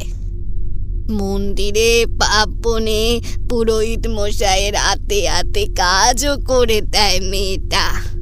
দান ধ্যান করে। আহা, এই কারণেই তো গ্রামবাসী এত পছন্দ করে মেয়েটাকে। আর ওসি সাহেবও খুবই ভালো মানুষ। আমি আর কিছু বললাম না। বৃদ্ধাকে বিদায় জানিয়ে বেরিয়ে গেলাম ওখান থেকে। অনেক প্রশ্নই মাথায় আসছিল। এমন সময় বিনোদিনীকে দেখতে পেলাম। একটা বাচ্চা ছেলেকে মিষ্টি কিনে দিচ্ছে। আমি সেখানে পৌঁছানোর আগেই বিনোদিনী চলে যায় ওখান থেকে। তবে ছেলেটি বসে আয়েশ করে মিষ্টি খাচ্ছিল। আমি ছেলেটির পাশে বসে জিজ্ঞেস করলাম, মিষ্টিটা ভালো? সে কিছু বলার আগেই দোকানদার বলল, ভালো মিষ্টি, খান না। একবার খেলে বারবার খেতে মন চাইবে। টাটকা ছানার মিষ্টি। না হলে দিদিমণি আসতো এখানে, রোজ আসে। আর ওকে এখানে দেখলেই মিষ্টি কিনে দেয়। এককালে আমাদের জমিদার গিন্নিও এমনটা করতো। আমি গভীর মনোযোগ দিয়ে শুনছিলাম কথাগুলো। ছেলেটিকে নিচু স্বরে জিজ্ঞেস করি, দিদিমণিকে ভালো লাগে? নিষ্পাপ হেসে ছেলেটি বলল, হ্যাঁ খুব। আমি মাঝে মধ্যেই গ্রাম দেখাতে নিয়ে যাই দিদিমণিকে। আমিও সাবলীলভাবেই জিজ্ঞেস করলাম, তা কি কি দেখাস? কাঁধ ঝাঁকিয়ে ছেলেটি বলল, ধানক্ষেত, স্কুল বাড়ি, মন্দির, খামার বাড়ি, আমবাগান, গায়ের হাট। আমি পুনরায় ফিস ফিস কণ্ঠে জিজ্ঞেস করলাম, আর জঙ্গলের ওদিকে যাস না?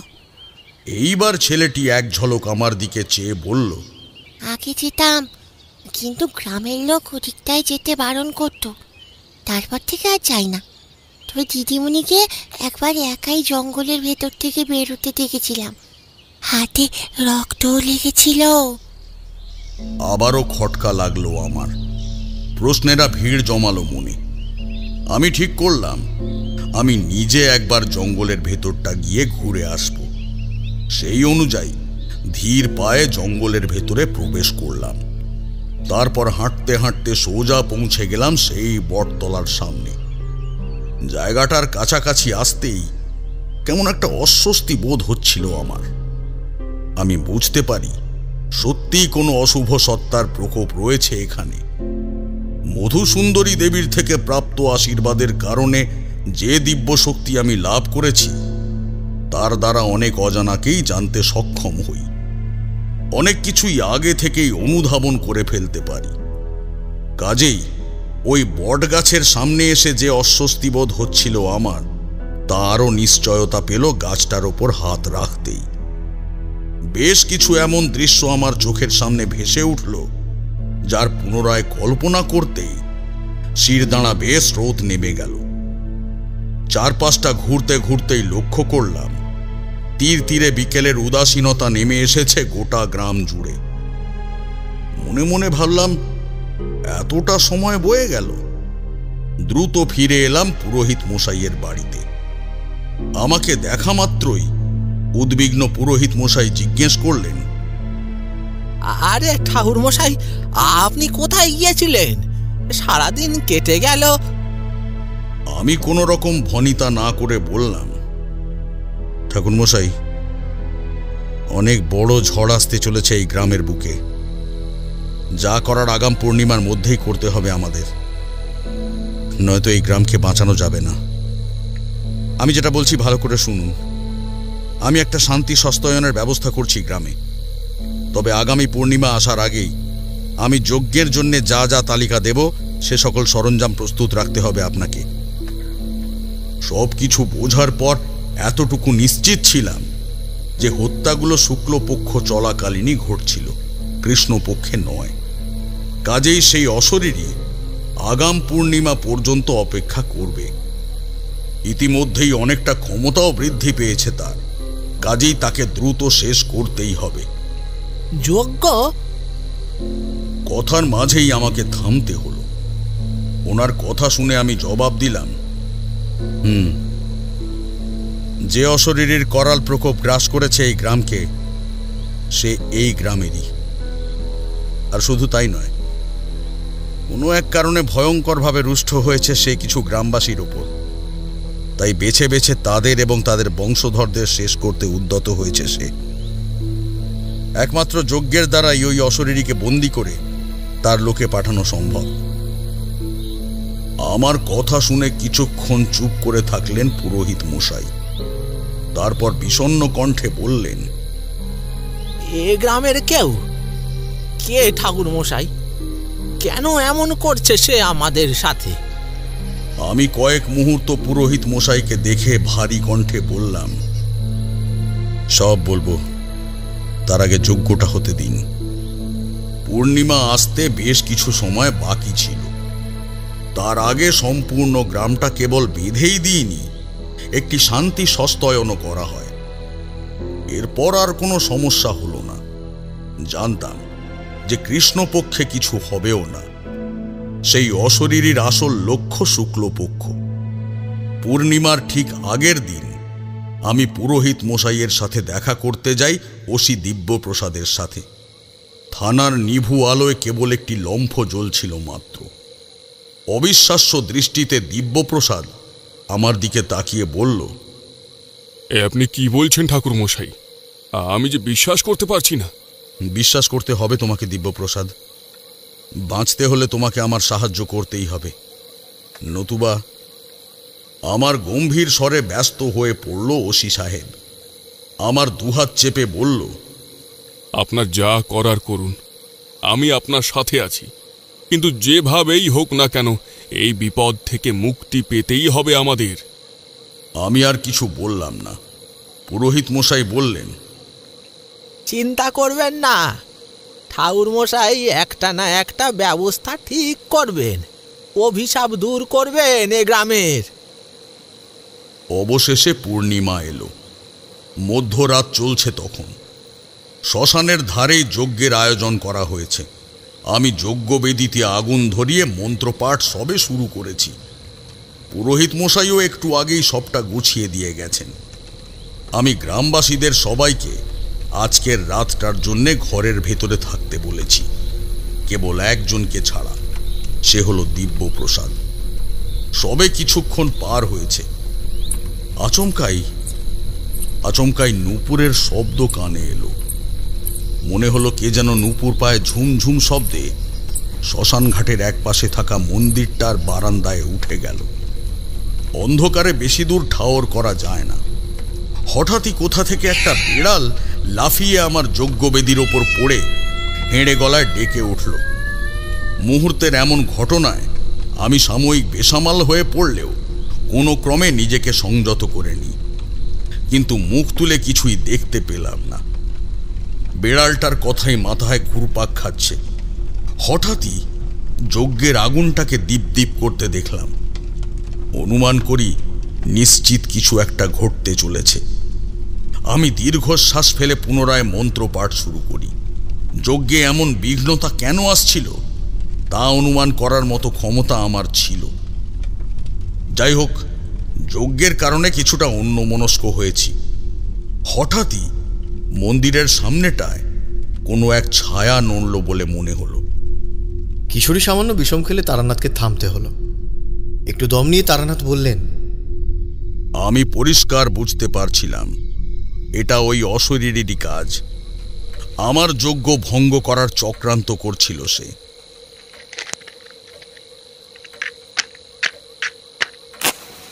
এই বলে তারানাথ পাসিংশো ধরান। বাইরে রাত ঘনিয়ে আসছে। মটলেনের একটু ভেতরের দিকে তারানাথের বাড়ি। এখান থেকে বড় রাস্তার কোলাহল আর যানবাহনের শব্দ খুব হালকা শোনা যায়। কলকাতা শহরের পুরনো গৃহস্থ পাড়ায় দিন শেষের যে আমেজটা আছে তা এখানকার বনেদি পরিবারগুলো বেশ বুঝতে পারে।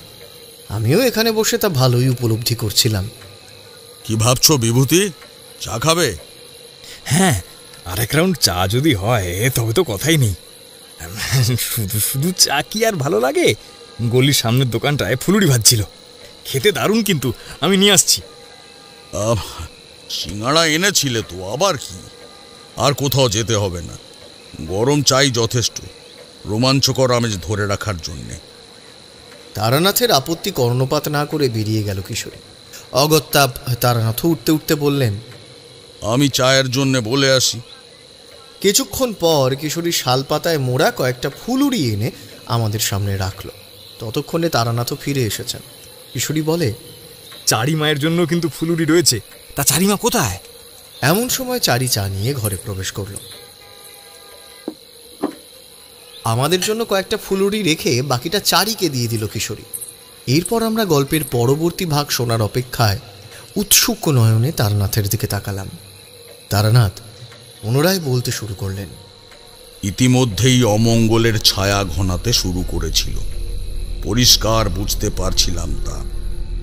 আমার মন্ত্রোচ্চারণের সাথে পাল্লা দিয়ে উঠল প্রচণ্ড ঝড়। এমন প্রাকৃতিক দুর্যোগ যেন পূর্ব পরিকল্পিত। কেউ যেন বাধ্য করছিল প্রকৃতিকে এমন তাণ্ডব শুরু করার জন্য। শুধু তাই নয়, সেই সাথে আকাশ জুড়ে ঘনিয়ে এলো ঘন কালো মেঘ। পূর্ণিমার চাঁদ কখন যে তাতে ঢাকা পড়েছে বুঝতেও পারলাম না। আচমকাই কোথা থেকে জানি শেয়ালের দল চিৎকার করে উঠল। শুধু তাই নয়, সেই সাথে একটা মরা পচা দুর্গন্ধ এসে ঠেকলো আমার নাকে। বুঝতে পারছিলাম যে কোনো এক অদৃশ্য অশুভ সত্তা ঘুরঘুর করছে আমার চারিদিক জুড়ে। কিন্তু প্রবল ঝড়ঝঞ্ঝার কারণে ব্যাপারটা অনুভব করতে পারলেও চোখে দেখা কিঞ্চিত কষ্টসাধ্য হচ্ছিল। তবে এটুকু বুঝতে পারছিলাম যে সেই অশুভ সত্তা আমার যজ্ঞ ভঙ্গ করার প্রয়াস চালাচ্ছে। এমন সময় একটা বিকট বিদ্রুপ হাসিতে রাতের নিস্তব্ধতা চিরে ফিরে চৌচির হয়ে গেল।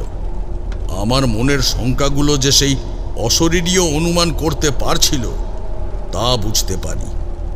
তাই চারদিকে একটা ক্ষুরোধার নজর বুলিয়ে গম্ভীর গলায় বলি, কে তুই? কি কারণে এখানে এসেছিস?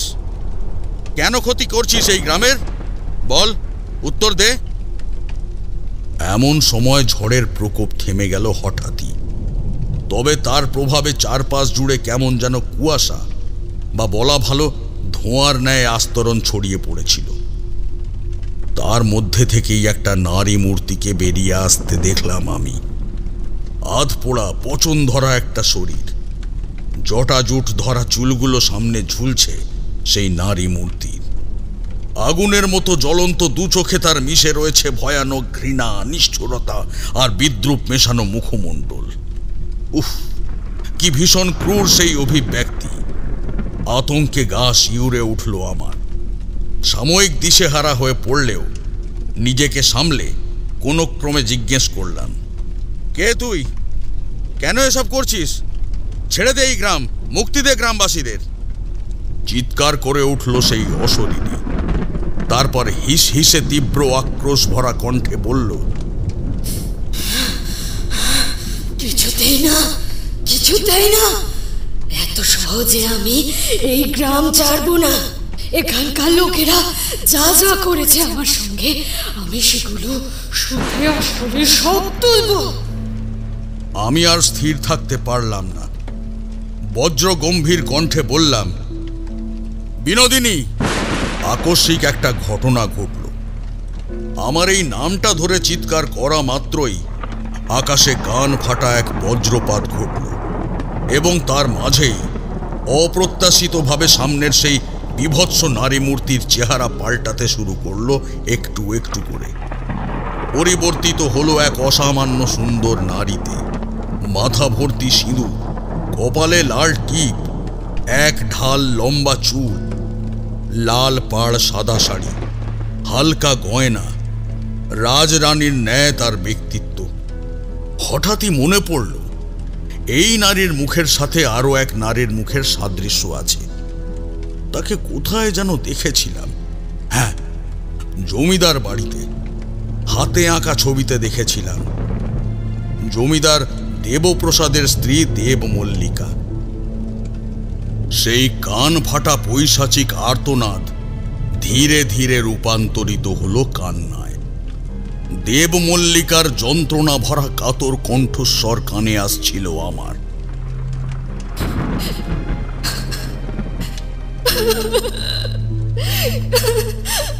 কেন যাব বলুন তো ঠাকুর মশাই? ওরা আমাকে ছেড়েছিল যে আজকে আমি ওদের ছেড়ে দেব? আমি চুপ করে শুনতে লাগলাম দেব মল্লিকার করুণ কণ্ঠস্বর। আমি জানতাম আজ সে সব বলবে, সবটা। আমার স্বামী গ্রামের সবার অনেক উপকার করতেন। গ্রামবাসীদের কিসে ভালো হবে তা চিন্তা করতেন, ভালো কাজ করার চেষ্টা করতেন। তাই ওনার প্রতি প্রতিটা মানুষ, প্রতিটা গ্রামবাসীর শ্রদ্ধাও কম ছিল না। এমনকি ওনার প্রতিটা পদক্ষেপ আমিও অনুসরণ করতাম। সবই ঠিকঠাক চলছিল। এমন সময় রাজেন্দ্র প্রতাপ আমাদের অজান্তে একটি মেয়েকে বিয়ে করে ঘরে আনে। আমার স্বামী তখনও কিছু বলেননি।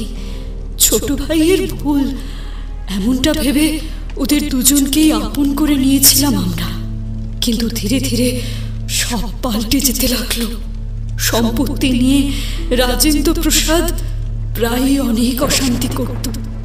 এমনকি বড় দাদাকে মান্য করত না। আর আমি যে ওর বৌদি, মাঝে মাঝেও সেটাও ভুলে যেত। রাতে মদ্যপ হয়ে এসে অকথ্য ভাষায় আমাদেরকে গালিগালাজ করত। এটাই ছিল ওর নিত্য কাজ। একদিন দুই ভাইয়ের মধ্যে খুব ঝগড়া হলো টাকা পয়সা নিয়ে। আর সেদিনই ওদের জমি জমা সংক্রান্ত কাজে নায়েব মশাইয়ের সাথে যেতে হয়েছিল বাইরে। সারাদিনই আমি দুশ্চিন্তার মধ্যে ছিলাম। যাওয়ার সময় ওনার শরীরের অবস্থা ঠিক ছিল না, তাও গেল। আর তারপরে নায়েব মশাই খবর আনলেন উনি আর নেই। স্বামীর নিথর শরীরটা কোন স্ত্রী দেখতে পারে বলুন? আমিও তো দেখতে পারিনি। সৎকার হলো, রাজেন্দ্র প্রসাদই করল। আমি তখন প্রচন্ড মানসিকভাবে ভেঙে পড়েছি। ঘরের এক কোণে পড়ে থাকতাম। কথা বলাও বন্ধ হয়ে গিয়েছিল। তারপর ধীরে ধীরে নিজেকে স্বাভাবিক অবস্থায় ফেরানোর চেষ্টা করতে লাগলাম। সন্তানের জন্য ব্যবসার কাজে হাত দিলাম। বুঝতে পারতাম রাজেন্দ্র প্রসাদের সেসব সহ্য হতো না, কিন্তু সে মুখে কিছুই বলতে পারত না। হয়তো সঠিক সময়ের অপেক্ষা করছিল বা ছক করছিল বড় কোনো অঘটন ঘটানোর। পরে অবশ্য অনুমানটা সত্যি প্রমাণিত হয়। আমাকে ডাইনি প্রতিপন্ন করার জন্য একের পর এক পরিকল্পনা করছিল সে। অবশেষে ওর ছেলের ক্ষতি করতে চেয়েছি এই মিথ্যে অপবাদ দিয়ে আমাকে আমার একমাত্র সন্তানকে বাড়ি থেকে বের করে দেয়। ডাইনি অপবাদের জন্য এমনিতেই গ্রামবাসীর আমার উপর সন্দিহান দৃষ্টি, তার উপরে তারা কেউ আমাকে ঘরে আশ্রয় দিত না, কোনো সাহায্যটুকু করত না। কি অদ্ভুত সমাজ না, যাদের আমার স্বামী আপনজন ভাবত, আমি এত বিপদে আপদে উপকার করে এসেছি তাদের। সেদিন তারাই দাঁড়িয়ে থেকে সব দেখল, অথচ রাজেন্দ্র প্রসাদের বিরুদ্ধে একটা শব্দ তুলল না। মনে এক রাশ ঘৃণা রাগ নিয়ে জঙ্গলের কাছাকাছি একটা জায়গায় কুটির করে থাকতে লাগলাম। বাচ্চাটা কি খাবে সে চিন্তাও মাথার উপরে ছিল। পুরোহিত মশাইয়ের সান্নিধ্যে মন্দিরে একটা কাজ জুটালাম, কোনো রকমে দিন চালাচ্ছিলাম। হঠাৎই একদিন রাজেন্দ্র প্রসাদ এলো দলিলের কাগজপত্র নিয়ে। ওর উদ্দেশ্য ছিল ওই কাগজে আমাকে দিয়ে সই করানো, তাহলে পুরোপুরি জমিদার বাড়ির সম্পত্তি আর ওই বাড়িটা ওর হয়ে যেত। কিন্তু আমি পরিষ্কার জানিয়েছিলাম ওই সম্পত্তিতে আমার সন্তানেরও অধিকার আছে। ওর বাবাও পরিশ্রম করে সঞ্চয় করেছে, তবে সম্পত্তির পরিমাণ বেড়েছিল, নতুবা পৈতৃক সম্পত্তি হিসেবে এত কিছু তো ছিল না। আমি সই করতে আপত্তি জানালে রাজেন্দ্র প্রসাদ সেদিন মৃত্যুর হুমকি দিয়েছিল আমাকে। এর দুদিন পর পুনরায় সে ফিরে এসেছিল আমার কুটিরে, তবে মদ্যপ অবস্থায়। সেদিন ওর সাথে মোড়ল মশাইয়ের ভাই আর ওসি সাহেব এসেছিল। প্রথমে তো রাজেন্দ্র প্রসাদ আমাকে হুমকি দিল, মেরেও ফেলার ভয় দেখালো, কিন্তু যখন দেখল কোনো কিছুতেই কিছু কাজ হচ্ছে না, তখন সে আমার সত্তা নষ্ট করে আমাকে ভেতর থেকে ভেঙে ফেলার পরিকল্পনা করল। সে পরিকল্পনা যে কতটা মারাত্মক হতে পারে সে সম্পর্কে ধারণা ছিল না আমার। সম্পর্কে বৌদি হতাম আমি ওর, অথচ সেই বৌদির সাথে।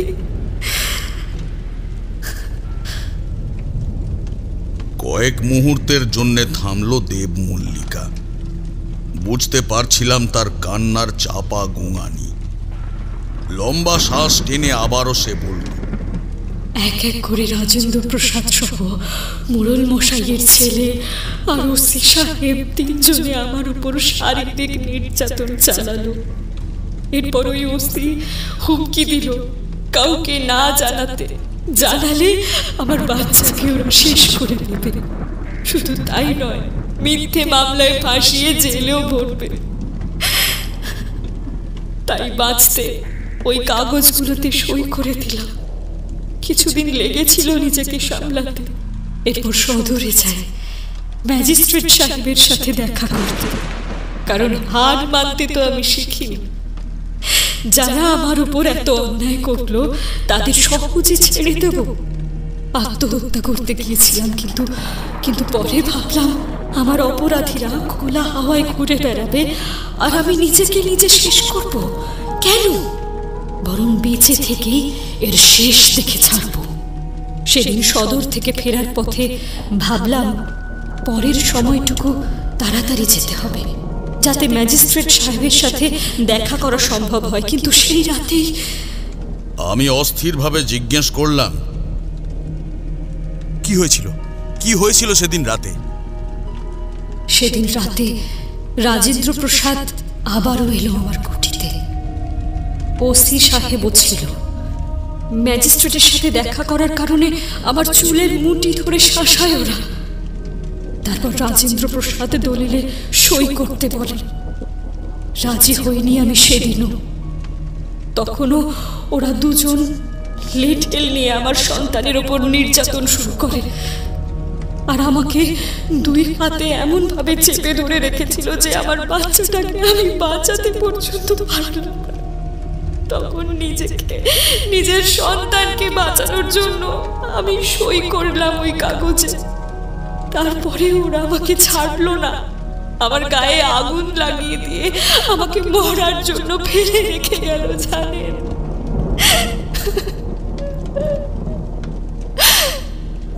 ওই ছোট্ট সন্তানটাও আমাকে বাঁচাতে গিয়ে আগুনের কবলে পড়ে মারা যায়।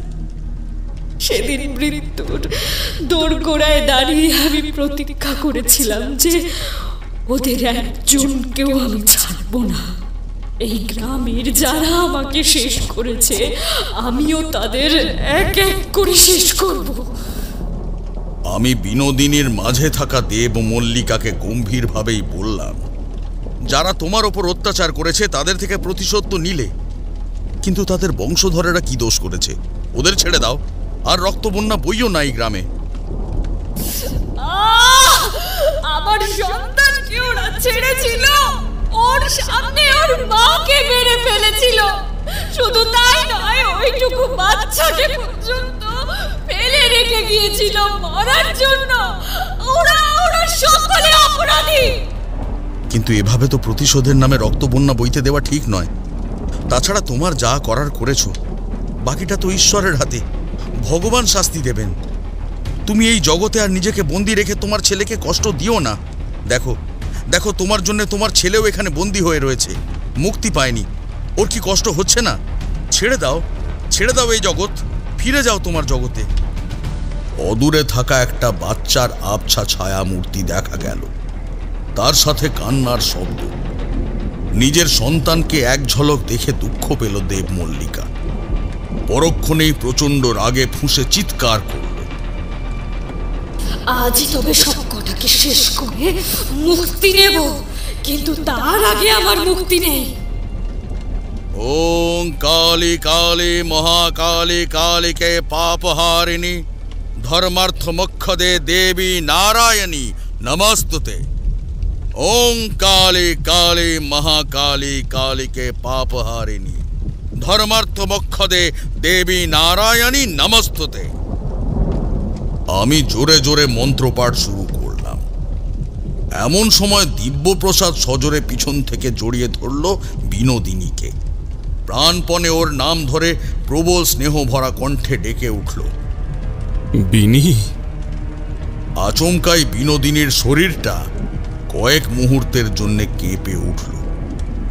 তারপর একটা কালো ধোঁয়া ওর মুখ থেকে বেরিয়ে সোজা কুণ্ডলি পাকাতে শুরু করলো। আমি দেখলাম দিব্যপ্রসাদের গলায় থাকা সেই রুদ্রাক্ষের মালাটা সামান্য নীল আলো বিচ্ছুরণ করে জ্বলছে এবং বিনোদিনী অজ্ঞানরত অবস্থায় ঢলে পড়েছে দিব্যপ্রসাদের বুকে। আমি জোরে জোরে মন্ত্রপাঠ করতে লাগলে দেব মল্লিকা ক্রোধান্বিত হয়ে বলে ওঠে, ঠাকুরমশাই, ঠাকুরমশাই, এটা আপনি করতে পারেন না। আমার প্রতিশোধ এখনো শেষ হয়নি। আমি এমন সময় সেই বাচ্চাটির ছায়ামূর্তি এগিয়ে এসে হাত ধরল তার মা দেব মল্লিকার। ক্রোধান্বিত সেই নারী কয়েক মুহূর্তের জন্য চুপ করল, তারপর ধীর গতিতে নিজের সন্তানের দিকে চাইল। কিছু বলতে পারল না। সত্যি আর যে তার কিছুই বলার নেই। দেব মল্লিকার সন্তান মুক্তি চায়, আর মায়ের কাছে সন্তানের চাওয়ার থেকে বড় আর কিছুই হতে পারে না। ধীরে ধীরে আমার মন্ত্রপাঠ শেষ হবার সাথে সাথে দুটো কুণ্ডলী একসাথে জুড়ে একটা বিরাট আকার ধারণ করল। তারপর দ্রুত গতিতে বিলীন হল পবিত্র অগ্নিকুণ্ডের অভ্যন্তরে। দিব্যপ্রসাদ তার স্ত্রীকে মাটিতে শুইয়ে ডাকাডাকি করতে লাগল। আমিও যজ্ঞ শেষ করে উঠে এগিয়ে গেলাম ওদের কাছে। ভোরের আলো ফুটবে ফুটবে করছে তখন। দিব্যপ্রসাদ উদ্বিগ্ন হয়ে বলল, ঠাকুরমশাই, বিনি কোনো কথা বলছে না কেন? একটা দীর্ঘশ্বাস ফেলে আমি পবিত্র গঙ্গা জল বিনোদিনীর মুখে ছিটিয়ে দিলে তার জ্ঞান ফিরে আসে। দিব্যপ্রসাদকে দেখতেই সে অবাক হয়ে জিজ্ঞেস করে, আমি এখানে কি করছি? দিব্যপ্রসাদ কিছু বলার আগেই আমি বললাম, একটা খারাপ ছায়ার প্রভাব তোমার উপর পড়েছিল মা, তবে ভয়ের কিছু নেই। আমি তাকে তাড়িয়ে দিয়েছি তোমার ভেতর থেকে। গ্রামগঞ্জে এমন একটু আধটু হয়েই থাকে, আর ভয় পেও না। আচ্ছা, গ্রামের ওই বাঁশবাগানের ভেতর কখনো গেছিলে? আসলে বাঁশবাগানের ভেতর একটা বট গাছ আছে। আমি আসার পর গ্রামের একটা বাচ্চার সাথে ওদিকটায় গিয়েছিলাম, নিতান্তই কৌতূহলবশত। কিন্তু ছেলেটার নিষেধের কারণে সেদিন বটগাছটার কাছে যাওয়া সম্ভব হয়নি। তবে সেদিনই রাতে একটা অদ্ভুত আওয়াজে ঘুম ভেঙে যায়। বাইরে থেকে আসছিল আওয়াজটা, কেউ যেন ডাকছিল আমায়। তারপর ঘোরের মাঝে কখন যে ওই বটগাছটার কাছে পৌঁছে গেছিলাম নিজেও বুঝিনি। পরের দিন সকালে হুঁশ ফিরলে বটগাছের নিচে নিজেকে পাই। কোনো রকমে সেদিন বাড়ি ফিরেছিলাম। আমি একটা লম্বা শ্বাস টেনে বললাম, বুঝেছি। আসলে প্রথম দিন ওই বটগাছটায় অত মোটা করে ধাগা বাঁধা থাকতে দেখে একটু অবাক হয়েছিলাম। বাড়ি ফিরেও মাথার মধ্যে ওটাই চলছিল। তারপর সেদিন রাতে একটা আওয়াজ পাই বাঁশবাগান থেকে। কেন জানি না, তীব্র একটা কৌতূহল কাজ করছিল মনের ভেতর। তাই মাঝরাতে সকলের অগোচরে এসে পৌঁছাই ওই বটগাছটার সামনে। কতক্ষণ এক মনে বটগাছটার দিকে চেয়েছিলাম জানি না। গাছের একটা জায়গায় কতগুলো জোনাকিকে একজোট অবস্থায় দেখতে পাই। ভালো করে লক্ষ্য করতেই একটা সবুজ আলো জ্বলতে দেখা যায় গাছের একটা জায়গায়। তার উপর দিয়ে ধাগা বাঁধা ছিল। ধাগার বাঁধন যতটা সম্ভব হালকা করে সেই আলোতে হাত দিতেই দেখি একটা পাথর সবুজ হয়ে জ্বলছে। এক মনে জিনিসটা দেখছিলাম, আচমকাই হাত থেকে পড়ে ভেঙে দুটুকরো হয়ে যায় সেটা। আমি সেটা তুলতে যেতেই একটা কালো মতো কিছু সজোরে এসে ঝাপটা দেয় আমার মুখে। আর জানি না কিভাবে যে তৎক্ষণাৎ আমি ওখানে জ্ঞান হারিয়ে ফেলি। পরের দিন সকালে যখন জ্ঞান ফিরে আমি কোনো ক্রমে বাড়ি ফিরে আসি ওখান থেকে। বিনোদিনীর মধ্যে ততক্ষণে প্রবেশ করে ফেলেছিল সেই অশরীরী, আর ওর মাধ্যমেই গ্রামের প্রবেশ করে সে, এবং ওর দ্বারাই আত্মহত্যার আড়ালে একের পর এক হত্যাকাণ্ড ঘটায়। আমার কথা শুনে দিব্যপ্রসাদ বলে, যখন আপনার থেকে জানলাম আমার স্ত্রীকে নিয়ে বিপদ নয়, আমার স্ত্রী এই গ্রামের জন্য বিপদ হয়ে দাঁড়িয়েছে, তখন প্রথমে দিশেহারা হয়ে পড়েছিলাম। পরে সিদ্ধান্ত নিলাম যেভাবেই হোক না কেন আমার স্ত্রী আর এই গ্রামকে বাঁচাতে আপনাকে সাহায্য করবই। এখন ভাবছি আমার সিদ্ধান্ত ঠিক ছিল, আর এটাও বুঝতে পারছি যে এই রুদ্রাক্ষ আপনি কেন দিয়েছিলেন। অনেক ধন্যবাদ ঠাকুরমশাই, আমি আপনার কাছে চিরকৃতজ্ঞ থাকব। গ্রামবাসীদের বিনোদিনী সম্পর্কে আর কিছু জানালাম না, কেবল এইটুকু বলে আশ্বস্ত করলাম যে সেই অশরীরীকে বন্দি করে তার লোকে পাঠানো সম্ভব হয়েছে।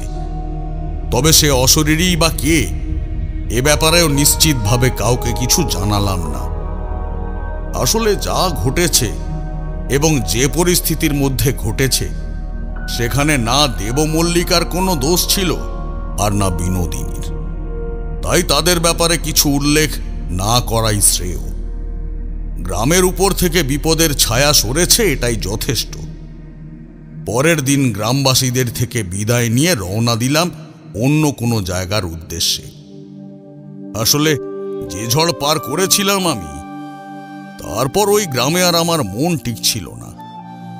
দেবমল্লিকার করুণ অতীত শুনে মনটা ভারাক্রান্ত হয়ে আসছিল, তাই অন্যত্র যাওয়াটাই ঠিক মনে করলাম। তারানাথ থামলে কিশোরী বলে, সত্যি একাধারে ভয়ানক আবার করুণও বটে। আচ্ছা, রাত অনেক হলো, এইবার আমাদের যাওয়া উচিত। আমিও উঠে দাঁড়ালাম। তারপর তারানাথের থেকে বিদায় নিয়ে উদাস মনে রওনা দিলাম বাড়ির উদ্দেশ্যে।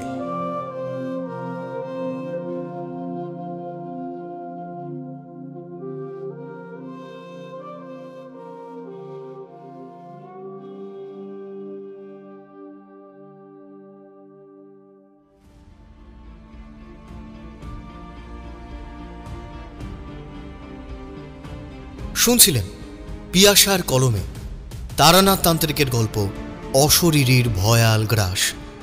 বিভিন্ন চরিত্রে অমিত, সায়ং, জ্যোতির্ময়, প্রণীত, জয়, সুরজিতা, সৌমিতা, অয়ন্তিকা, নর্মদা এবং ঋতম। সমগ্র গল্পটির কণ্ঠ অভিনয় নির্মাণ করেছে ঋতুরাজ স্টুডিও। সমগ্র গল্পটির কণ্ঠ সম্পাদনা, ধ্বনি সম্পাদনা এবং আবহ সম্পাদনা করেছে 62AP স্টুডিও। গল্পটি শুনে ভালো লাগলে অবশ্যই আমাদের চ্যানেলটি সাবস্ক্রাইব করে বেল আইকন প্রেস করে রাখবেন এবং গল্প শুনে আপনার কেমন লাগলো আপনার মূল্যবান মতামত আমাদের কমেন্টসে জানাতে ভুলবেন না। তাহলে আগামী শুক্রবার ঠিক রাত 9টায় অনু অডিও ফিল্মস আবারও নিয়ে হাজির হবে তারানাথ তান্ত্রিকের রোমাঞ্চকর একটি গল্প। ততক্ষণ পর্যন্ত স্টে টিউনড।